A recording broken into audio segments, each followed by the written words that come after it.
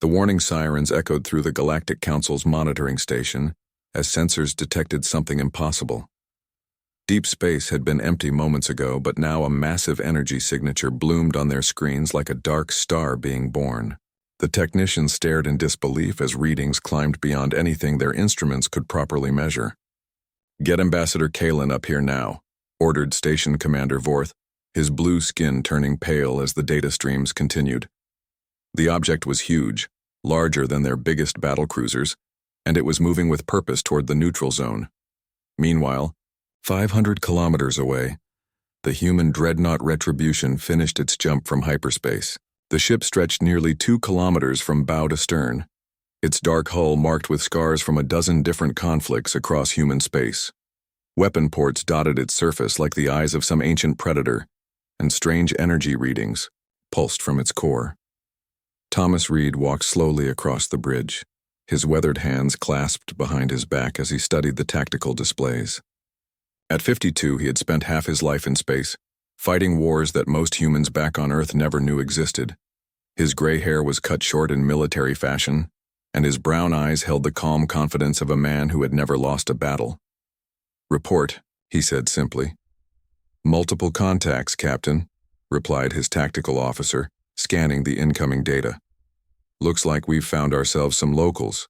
3 different ship designs, all primitive fusion drives. They're broadcasting on multiple frequencies." Reed nodded slowly. Earth Command had briefed him about the possibility of contact with alien species in this sector, but the intelligence reports had been vague. Now he was seeing them firsthand, and they seemed even more backward than expected. "Any weapon signatures?" "Energy-based. Systems, sir. Particle beams and some kind of plasma projectors, nothing that should trouble our shields." The captain moved to the central command chair, his boots clicking against the metal deck plates. Around him, his crew of 200 worked with quiet efficiency. These were veterans all, men and women who had fought in the Centauri campaign, the Mars Rebellion, and the brutal corporate wars. They knew their business. "Aegis analysis," Reed commanded. The ship's artificial intelligence responded immediately, its voice calm and measured. "Scanning complete, Captain. 3 distinct technological signatures detected. Most advanced civilization appears to use quantum mechanical computing systems, approximately 2 centuries behind current human standards. Weapons technology is primitive but functional. No evidence of faster-than-light communication or advanced defensive systems." Reed smiled grimly. It was always the same story. Humanity had spent centuries turning their violent nature into technological advantage, while these aliens had apparently grown soft in their peaceful galaxy. "Incoming transmission, sir," reported the communications officer. "They're using basic mathematical sequences. Looks like a first contact protocol." "Put it through." The main screen flickered, then resolved into the image of a tall, elegant being with silver skin and large dark eyes. When it spoke, the universal translator processed its words with only a slight delay. "Unknown vessel, this is Ambassador Kalen, of the Galactic Council. You have entered neutral space without authorization. Please identify yourself and state your intentions." Reed studied the alien carefully. It looked fragile, almost delicate compared to humans. No visible weapons, no armor, no signs of the hard edges that came from a lifetime of warfare. These creatures had never known real conflict. "This is Captain Thomas Reed of the human colonial fleet vessel Retribution," he replied. "We claim this territory in the name of Earth and her colonies." The alien's large eyes widened slightly. "I'm sorry, but this territory is already designated as neutral space under Galactic Council jurisdiction. Perhaps we can arrange a meeting to discuss." "There's nothing to discuss," Reed interrupted. "This system now belongs to humanity. You have 48 hours to withdraw your forces." Kalen leaned forward, clearly struggling to understand the human position. "Captain Reed, perhaps there's been a misunderstanding. The Galactic Council represents over 600 species across this galaxy. We've maintained peace for nearly 1,000 years. Surely we can find a diplomatic solution." Reed almost laughed. 600 species, and not one of them seemed to understand basic military doctrine. "Ambassador, let me be clear. Humanity doesn't negotiate from a position of weakness. This ship represents the advance guard of human expansion into this galaxy. You can either accept our authority or you can test it. Test it? Kalen seemed genuinely confused by the concept. Aegis, display full tactical readiness, Reed ordered. The Retribution's weapon systems came online simultaneously, creating an energy signature that flooded every sensor in the system. Particle cannon turrets rotated to lock onto the alien vessels, while shield generators hummed to life with enough power to level a city. The ship's hull began to glow with barely contained energy. On the monitoring station, every alarm was now screaming. Technicians fled their posts as their equipment overloaded trying to process the readings from the human ship. Commander Vorth stared at his screens in horror as power levels climbed beyond anything he had thought possible. "Captain," Kalen said, his voice now carrying a note of fear. "Those weapons. Surely you don't intend to use them?" "Ambassador, these weapons have leveled worlds. They've cracked moons and boiled oceans. Every human ship carries enough firepower to sterilize a planet, because we learned long ago that overwhelming force prevents longer wars." Reed stood up from his command chair and walked closer to the screen.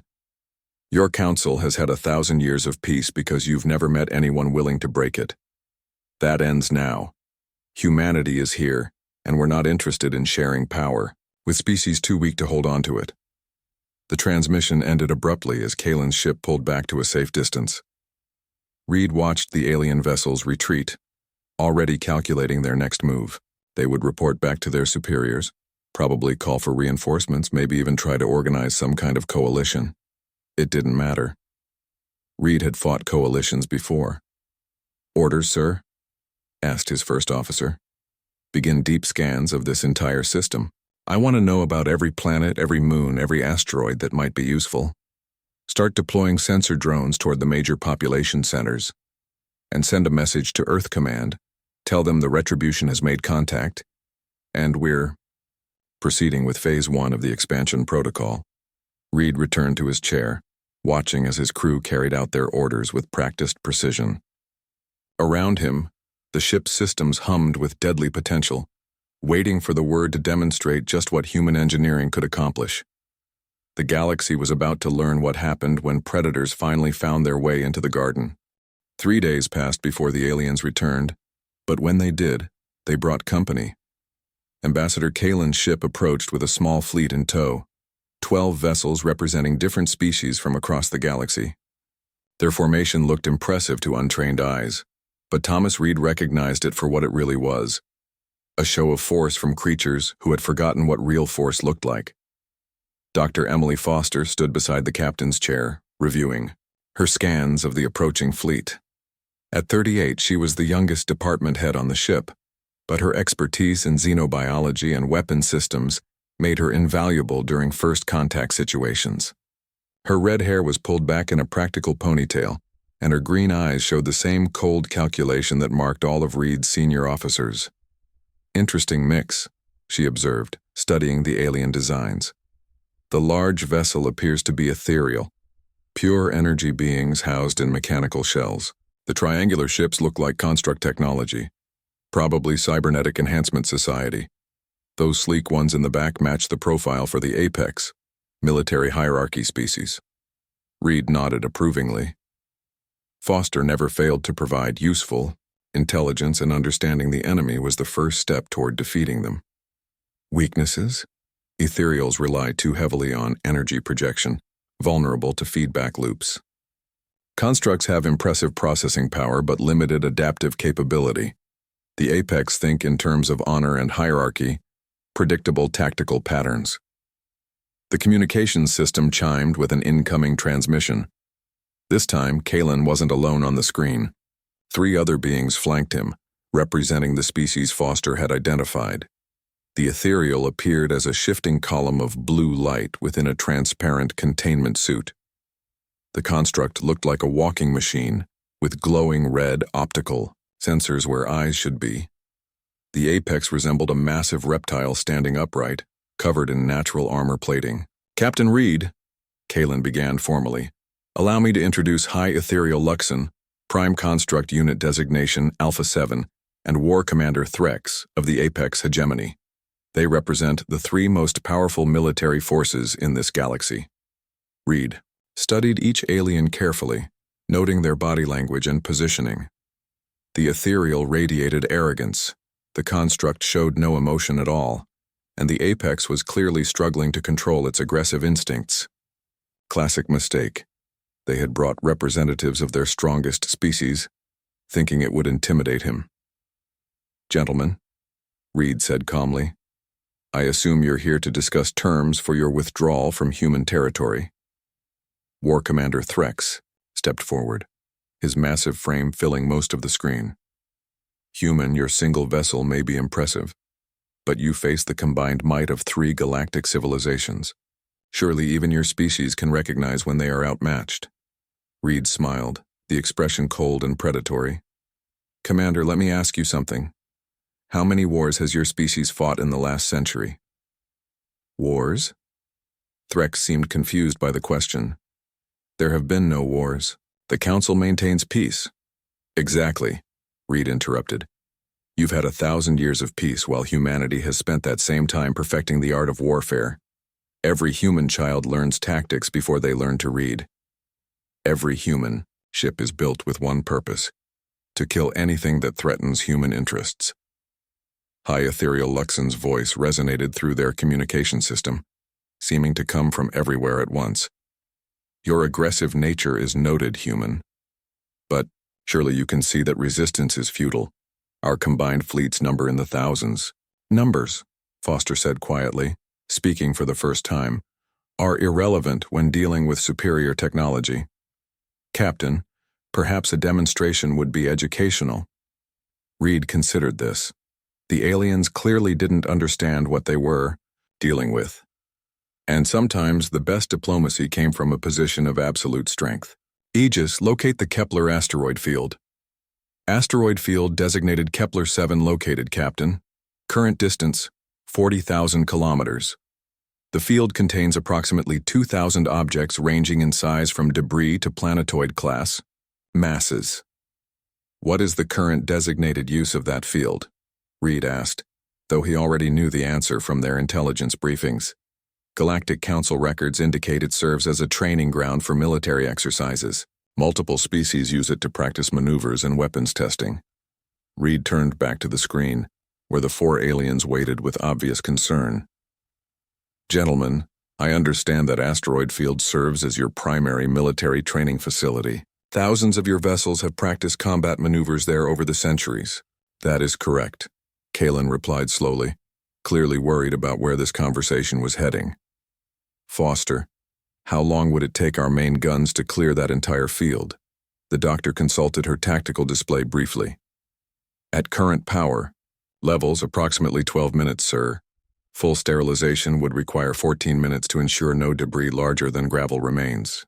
The aliens on the screen exchanged glances, clearly not believing what they had just heard. Prime Construct Alpha 7's optical sensors focused intently on the human officers. "You claim your single vessel can destroy an entire asteroid field in 12 minutes. This is impossible." "Aegis, arm the main battery," Reed ordered. "Full power to all quantum torpedo tubes. Charge the particle lance arrays to maximum." Throughout the ship, massive weapon systems came online with a deep thrumming that could be felt through the deck plates. The Retribution's energy signature spiked again, causing every sensor within 100,000 kilometers to overload. On the alien vessels, emergency alarms began screaming as their instruments registered power levels that shouldn't have been possible.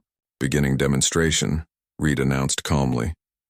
The first salvo erupted from the Retribution's forward batteries with enough force to light up half the system. Quantum torpedoes streaked toward the asteroid field at near light speed, their warheads designed to disrupt matter at the subatomic level. They struck the largest asteroids first, and where solid rock had existed moments before, only expanding clouds of superheated plasma remained. The particle lances fired next, coherent beams of accelerated matter that could punch through planetary cores. They swept across the field in precise patterns, carving up asteroids like a surgeon's scalpel. Each beam contact resulted in another massive explosion as matter was converted directly to energy. Time elapsed. 6 minutes, Aegis reported, 73% of target mass eliminated. Adjusting fire pattern for optimal coverage. The aliens watched in stunned silence as the training ground their species had used for centuries was systematically erased from existence. The largest, asteroid nearly the size of Earth's moon, took 3 direct hits from quantum torpedoes before breaking apart in a chain reaction that consumed everything within a 50-kilometer radius. 12 minutes, 14 seconds, Foster reported. Complete field clearance achieved. No debris larger than 2 meters remaining. Reed leaned back in his command chair, studying the horrified expressions on the alien faces. Gentlemen, that was approximately 1% of this ship's total firepower. We have 17 more vessels of this class currently en route to this galaxy, plus support fleets and construction ships to establish permanent human colonies. War Commander Threx's voice was barely a whisper. Impossible. No single species could possess such destructive capability. Commander, humanity learned something your species apparently didn't. Peace is only possible when you're strong enough to enforce it.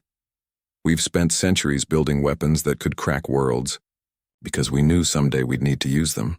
Dr. Foster stepped forward, her voice clinical and precise. What you just witnessed was a standard ship-to-ship engagement protocol. If we were attacking a planetary target, the Retribution carries enough firepower to sterilize the surface of any world in approximately 37 minutes. We also carry planet cracker missiles designed to shatter worlds completely. High ethereal Luxon's form flickered with what might have been fear. Why are you telling us this? Reed stood up, his expression serious. Because I want you to understand exactly what humanity is offering you. Join us willingly and your species will prosper under human protection. Continue to resist, and you'll discover just how thorough human warfare can be. The transmission ended abruptly as the alien fleet retreated to a safer distance. Reed watched them go, already knowing what their next move would be. They would report back to their leaders, probably try to organize a proper military response. It wouldn't matter. The demonstration had served its purpose. Now the galaxy knew that humanity didn't just talk about strength. They had the weapons to back up every threat they made. The real war was about to begin.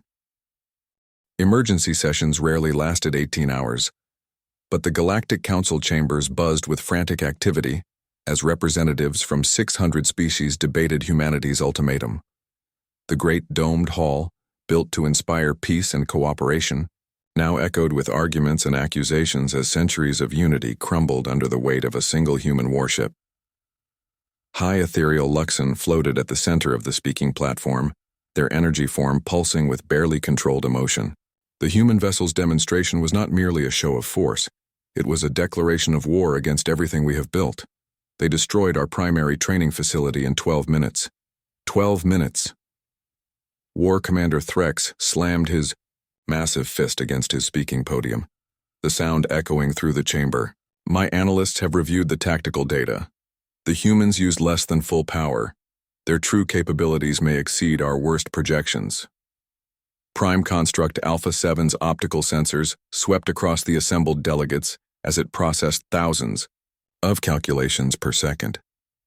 Probability matrices indicate human expansion will result in total galactic subjugation within 200 years if left unopposed.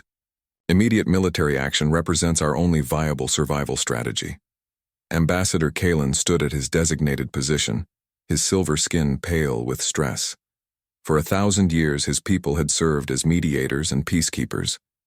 Now he found himself advocating for the largest military mobilization in galactic history. The motion before this council is clear, he announced. We must authorize the creation of a Grand Alliance fleet comprising vessels from all 3 military powers, plus support from any species capable of contributing to our defense. The vote was unanimous. Meanwhile, 50 light-years away, the Retribution hung in space like a predator watching its prey scatter. Thomas Reed reviewed intelligence reports from their deep space sensors, tracking the movement of alien fleets across the galaxy with the patience of an experienced hunter. Lieutenant Commander David Park stood beside the tactical display, his Asian features calm despite the magnitude of what they were planning. At 35, he was Reed's youngest senior officer, but his strategic mind had proven invaluable during the corporate wars. His analysis of alien fleet movements had already identified 3 critical weaknesses in their deployment patterns. "Sir, we're tracking massive troop movements across 17 systems," Park reported. "The ethereals are pulling their energy ships from border patrol duties. The constructs are activating manufacturing stations that have been dormant for decades, and the Apex are mobilizing their entire battle fleet." Reed nodded approvingly. Fear was a powerful motivator, and the aliens were responding exactly as human military doctrine predicted they would. "How long before they can achieve full mobilization?" "Best estimate is 6 weeks for complete assembly, but they'll have advance forces ready to move in half that time. Intelligence suggests they're planning to concentrate everything in the Kepler Nebula. Neutral territory, good sensor coverage, multiple escape routes if things go badly." "And they will go badly," Reed observed with grim satisfaction. "For them. What's our current status on reinforcements from Earth?" Park consulted his datapad. "The heavy cruiser Vengeance will arrive in 10 days, followed by the destroyer squadron under Commander Hayes. The main battle group is still 3 weeks out, but Admiral Morrison confirms they're ahead of schedule." Reed walked to the main viewport, staring out at the stars that would soon belong to humanity. Each point of light represented systems full of resources, worlds that could be colonized, species that could be put to work serving human interests.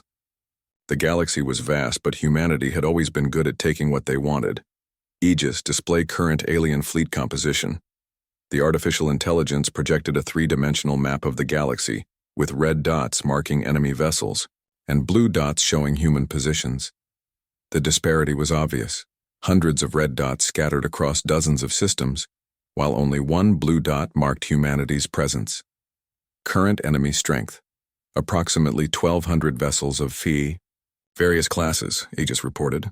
Largest concentration building in Sector 7. Estimated completion in 34 days. However, tactical analysis indicates significant weaknesses in their coordination protocols. Dr. Emily Foster entered the bridge carrying a stack of data. Tablets, her red hair slightly disheveled from 18 straight hours in the lab. "Captain, I've completed my analysis of the alien weapon systems from the demonstration. The results are even better than we hoped." Reed turned from the viewport, always interested in Foster's insights. "Explain." "Their energy weapons are impressive, by galactic standards, but they're designed for precision strikes against similar technology levels. Against our adaptive shielding, they'll be about as effective as throwing rocks. Their particle beams use quantum frequencies that our armor was specifically designed to absorb." She activated her datapad, displaying technical schematics that made Reed smile coldly. "More importantly, they've never developed proper electronic warfare capabilities. Their targeting systems, communication networks, even their navigation. Computers are all vulnerable to our infiltration protocols." "How vulnerable?" Park asked, clearly seeing the tactical implications. "Aegis could probably take control of their entire fleet if we got within transmission range," Foster replied. "These species have been at peace so long they never developed proper cybersecurity. It's like they're using locks that anyone with basic training could pick." Reed returned to his command chair, his mind already working through the possibilities. The aliens thought they were facing a conventional military threat, but humanity had learned to fight wars on multiple levels, simultaneously. Physical destruction was just one tool among many. "Park, I want you to develop a new operational plan. Assume we'll be facing their full fleet in 6 weeks, but also assume we'll have support from the battle group by then. Factor in what Foster just told us about their system vulnerabilities." "Yes, sir. What about their civilian populations?" "Intelligence suggests they'll try to evacuate non-combatants from potential target worlds." Reed considered this carefully. Human military doctrine emphasized total warfare, the complete destruction of an enemy's ability to resist. But it also recognized the value of intact infrastructure and functioning populations. Let them evacuate if they want. Dead civilians are just dead weight, but living ones can be put to work. We're not here to commit genocide, we're here to establish human authority. Sometimes that requires killing, but it always requires survivors who understand the new order. The bridge fell silent as his officers absorbed the implications. This wasn't just about defeating enemy fleets. It was about conquering an entire galaxy and making it serve human purposes. The scale was unprecedented, but then again, humanity had always dreamed big. "Sir," the communications officer interrupted. "We're receiving a priority transmission from Earth Command." "Put it through." Admiral Sarah Morrison's weathered face appeared on the main screen, her gray hair pulled back in military fashion. Reed had served under Morrison during the Mars campaign, and he knew her reputation for aggressive tactics matched his own. "Captain Reed, congratulations on successful first contact. Command is pleased with your initial assessment of local capabilities." "Thank you, Admiral. What's the status of the main battle group?" Morrison smiled grimly. "We've accelerated the timeline. The retribution won't be alone much longer. Humanity is coming to this galaxy in force. I'm transmitting updated deployment schedules and target assignments. Your job is to keep the locals busy until we arrive." Reed nodded, understanding. "Any specific orders regarding engagement rules?" "You have full discretionary authority, Captain. Use whatever methods you deem necessary to establish human dominance. The only requirement is that when we arrive, we want to find a galaxy ready to accept new management." The transmission ended, leaving Reed alone with his thoughts and his crew. Around him, the retribution hummed with deadly potential, waiting for orders that would reshape the balance of power across hundreds of worlds. The hunt had begun, and humanity had never been better at it. The Kepler Nebula had witnessed many things over the millennia: the birth of stars, the death of worlds, the slow dance of cosmic forces that shaped galaxies. But it had never seen anything like the fleet that now gathered in its swirling depths. Over 1,000 vessels from across the galaxy formed the largest military force in recorded history, their combined firepower enough to level entire star systems. Chief Engineer Robert Kim crawled through the maintenance shafts deep in the Retribution's engineering section, his tools sparking against damaged conduits as he prepared the ship's quantum reactors for what was coming. At 41, Kim had served on more human warships than any other engineer in the fleet, and he knew the sound his reactors made when they were pushed beyond their design limits. Today, they would go even further. "Captain wants 120% power to all systems," his assistant called out through the shaft opening. "Can the reactors handle it?" Kim grinned fiercely, his Korean features lit by the blue glow of the quantum containment fields. These reactors were built to crack planets. The only question is whether the ship's hull can handle what we're about to put through it. 3 decks above, Weapons Officer Lisa Chen monitored her tactical displays as enemy contacts appeared on sensors like angry red stars. At 29, she was the youngest weapons officer in the human fleet, but her record spoke for itself. Every engagement won, every target destroyed, every enemy vessel reduced to scrap and radiation. "Aegis, give me a full tactical analysis," she ordered. "Scanning complete, Lieutenant Commander Chen." Enemy fleet composition: 437 ethereal energy ships, 312 construct mechanical vessels, 298 apex battle cruisers plus assorted support craft from minor species. Total estimated firepower exceeds planetary bombardment thresholds. Chen smiled coldly as she reviewed the data. The aliens had brought everything they had, thinking that overwhelming numbers would be enough. They were about to learn why humans had conquered half of their own galaxy before ever leaving their home system. "Begin charging all weapon systems," she commanded. "Full power to particle lances, quantum torpedo tubes loaded and ready, electromagnetic pulse generators online. This is going to be educational." On the bridge, Thomas Reed stood before the main tactical display, studying the enemy formation with the calm patience of a predator. The alien fleet had arranged itself in classical battle lines, with the heaviest ships in the center and lighter vessels providing screening coverage on the flanks. It was textbook military doctrine for species that had never faced anything like humanity. Lieutenant Commander David Park approached with the final battle analysis. "Sir, enemy fleet is maintaining standard formation. They're broadcasting on multiple frequencies, probably trying to coordinate their attack. Our sensors indicate they plan to engage us simultaneously from 3 directions. Predictable, Reed observed. They're thinking in terms of conventional warfare, massed firepower, overwhelming numbers, direct engagement. They have no concept of human tactical doctrine. Dr. Emily Foster joined them at the tactical station, her latest intelligence report adding crucial details to their understanding of the enemy. Captain, I've been analyzing their communication patterns. They're using unencrypted channels for fleet coordination. Aegis could break their command structure in minutes if we wanted. Reed nodded approvingly. Not yet, Doctor. Let them think they have the advantage for a few more minutes.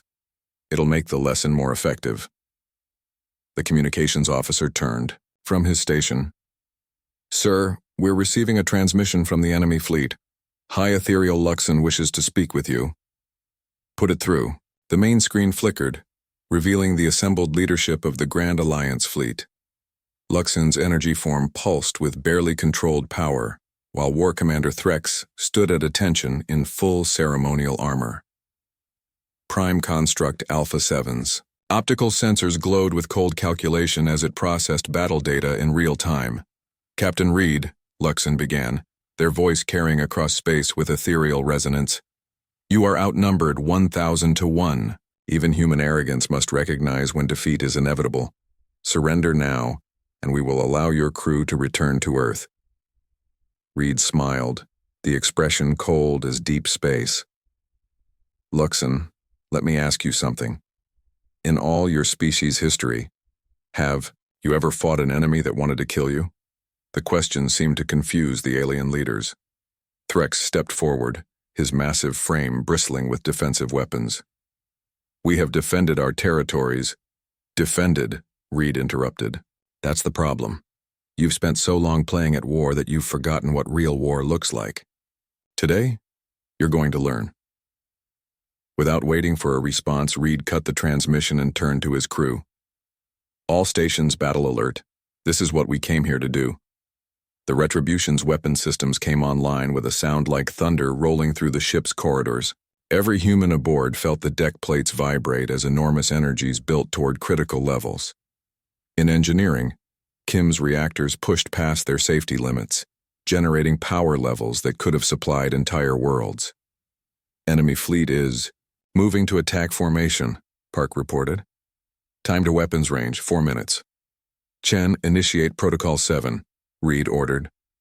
The weapons officer's fingers flew across her control systems as she activated the Retribution's most devastating tactical program. Protocol 7 active, sir. All systems show green.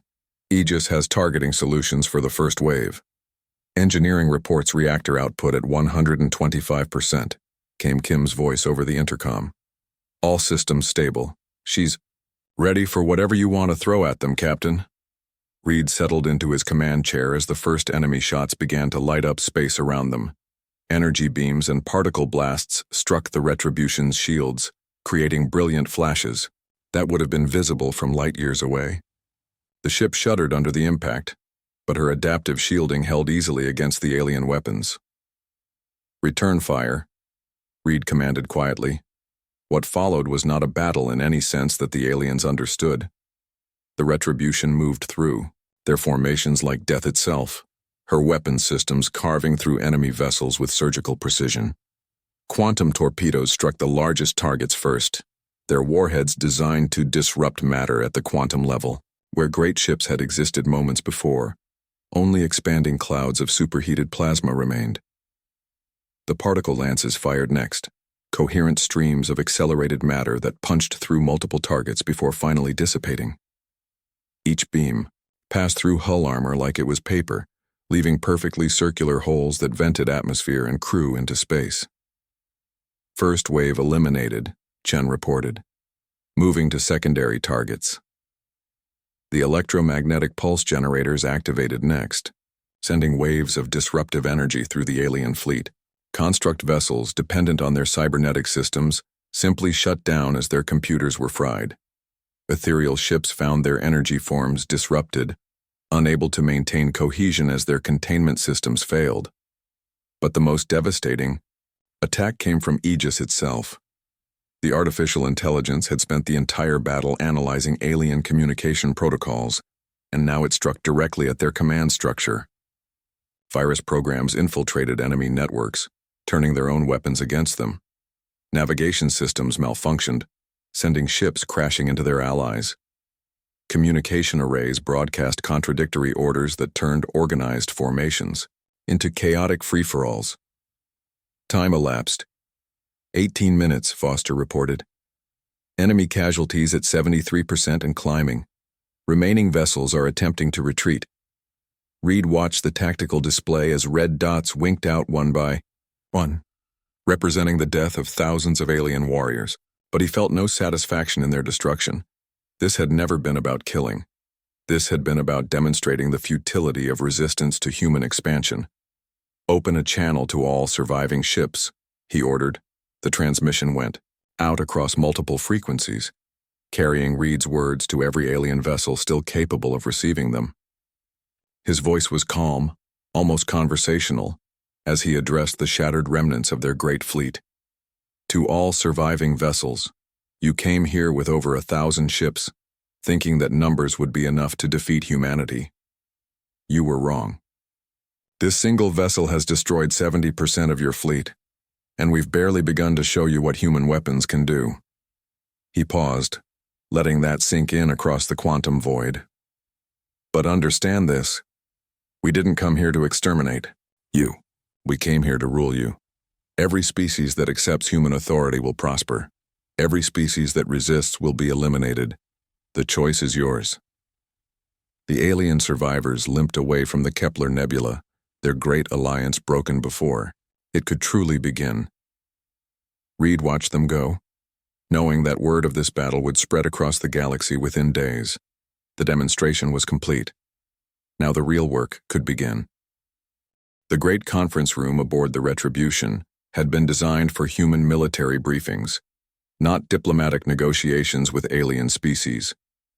But as Thomas Reed looked across the polished metal table at the defeated leaders of what had once been the Galactic Council, he realized that the austere setting sent exactly the right message about humanity's new position in the galaxy. Ambassador Kalen sat with his hands folded carefully in his lap, his silver skin pale with exhaustion and defeat. Beside him, high ethereal Luxon's energy form flickered weakly within their containment suit, while War Commander Threx's massive frame seemed somehow diminished without the threat of violence behind it. Prime Construct Alpha 7 sat motionless, its optical sensors dim as it processed the complete collapse of everything it had been programmed to protect. Dr. Emily Foster stood behind Reed's chair, her tablet displaying the preliminary surrender terms that would reshape galactic civilization. Her analysis of alien resource distribution, population centers, and industrial capacity had formed the foundation of humanity's occupation strategy.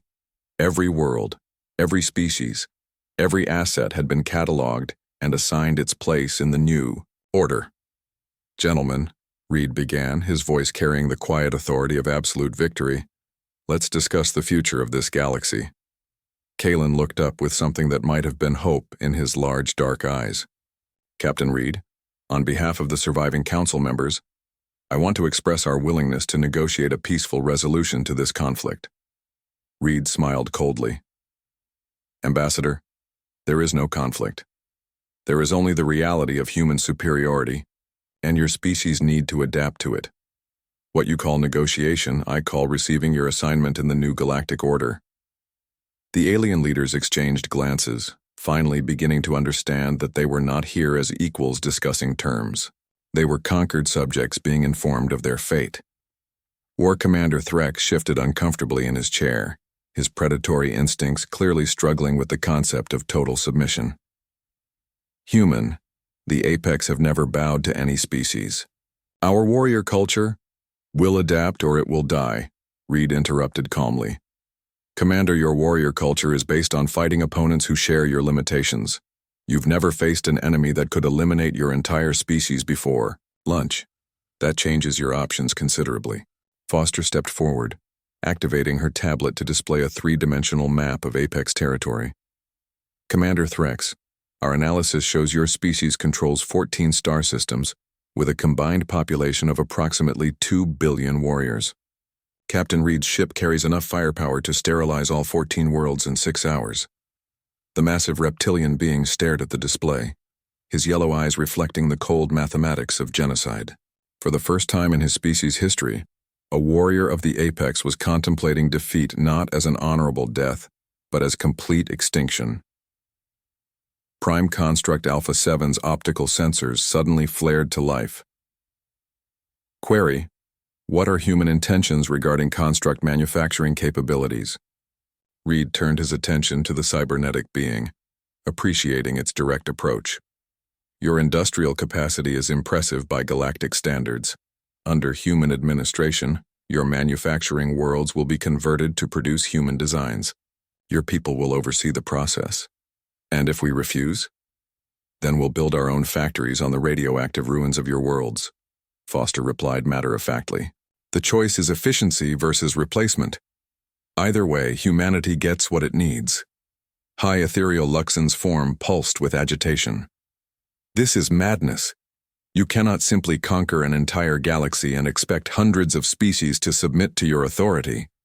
Reed leaned back in his chair, studying the energy being with the patience of a natural predator. Luxon, let me share something with you about human history. We spent 10,000 years conquering our own planet, fighting wars that killed billions and destroyed civilizations. We learned that conquest isn't about forcing submission. It's about making submission the most attractive option available. He gestured toward Foster, who began displaying statistical analyses on the room's main screen. Population distributions, resource flows, trade networks. The complete economic structure of galactic civilization laid out in precise detail. Every species in this galaxy will be offered a choice, Reed continued. Accept human authority and prosper under our protection, or resist and face the consequences. Most of you will choose prosperity. Kalen leaned forward desperately. Captain, surely there must be some form of shared governance possible. The Council has maintained peace for a millennium. The Council is dissolved, Reed stated flatly. As of today, this galaxy operates under the Human Colonial Administration. I am the administrator for this sector, with full authority to manage all aspects of governance. The silence that followed was broken only by the soft humming of the ship's systems. The alien leaders sat in stunned comprehension as the reality of their situation finally penetrated. They were not negotiating the terms of peace. They were being informed of the terms of their surrender. Foster activated another display, showing deployment patterns for incoming human fleets. Gentlemen, what you need to understand is that this conversation is not about whether humanity will control this galaxy. That decision has already been made. This conversation is about how smoothly that transition will proceed. Reed nodded, approvingly at his science officer's summary. Dr. Foster is correct. While we've been talking, 17 more human vessels have arrived in this system. Admiral Morrison's battle group will be here within the week, followed by construction fleets and colonization ships. He stood up, walking to the large viewport that dominated one wall of the conference room. Outside, the stars no longer represented the unknown frontier. They represented human territory waiting to be claimed. But I want you to understand something important, Reed continued. Humanity didn't come here as conquerors in the traditional sense. We came here as the next stage of galactic evolution. Your species have had 1,000 years to prove that you could govern this galaxy effectively. And what did you accomplish? Stagnation. Peace without progress. Order without growth. War Commander Threx growled low in his throat. You call the destruction of our fleet's progress? I call it education, Reed replied. Your species needed to learn that the universe is not a safe place, and that survival requires strength. Today you learned that lesson. Tomorrow you can begin applying it under human guidance. Foster consulted her tablet briefly before addressing the alien leaders. The integration process has already begun. Human advance teams are moving toward major population centers across 43 systems. Your governments will be contacted directly with specific instructions for transition procedures. Prime Construct Alpha 7 processed this information with mechanical precision. Integration parameters require clarification. Will existing governmental structures be maintained? Where useful, Reed answered, species that demonstrate loyalty and competence will retain limited autonomy under human oversight. Species that prove troublesome will be administered directly. He returned to his seat, fixing each alien leader with his steady gaze. The key word, gentlemen, is useful. Humanity values efficiency above all else. Make yourselves useful, and your people will thrive. Become a burden and you'll be replaced. The communications officer's voice echoed through the conference room intercom. Captain, Admiral Morrison is requesting a priority channel. Reed smiled, recognizing the perfect timing. Put her through. Admiral Sarah Morrison's weathered face appeared on the main screen, with the bridge of her flagship visible behind her. Her expression was coldly satisfied as she surveyed the alien leaders. Captain Reed, I see you've begun the integration process. Excellent work at Kepler. The battle footage is already being broadcast across human space as a training video. Reed nodded respectfully. Thank you, Admiral. Our guests were just learning about their new responsibilities under human administration. Morrison's gaze swept across the defeated alien leaders like a targeting laser. Gentlemen, I want to be very clear about what happens next. This galaxy now belongs to humanity. You can serve us willingly and prosper, or you can resist and be eliminated. There are no other options. She leaned forward slightly, her voice dropping to barely above a whisper. But understand this. What you witnessed at Kepler was just one ship using conventional weapons. If we're forced to bring our full military capacity to bear, there won't be anything left to govern. The transmission ended, leaving the conference room in tense silence. Reed could see the calculations running behind each alien's eyes as they weighed their species' chances of survival against the mathematical certainty of human victory. Ambassador Kalen was the first to speak, his voice barely audible. What do you require of us? Reed smiled, recognizing the moment when resistance finally crumbled into acceptance. Cooperation. Your governments will receive detailed instructions for the transition process. Follow them exactly, and your people will find their lives improving under human management. Resistance will result in immediate replacement by more cooperative leadership. He stood up, indicating that the meeting was over. You have 72 hours to return to your home worlds and begin implementation. Dr. Foster will provide you with the necessary documentation. As the alien leaders filed out of the conference room, Reed felt the satisfaction that came from a job well done.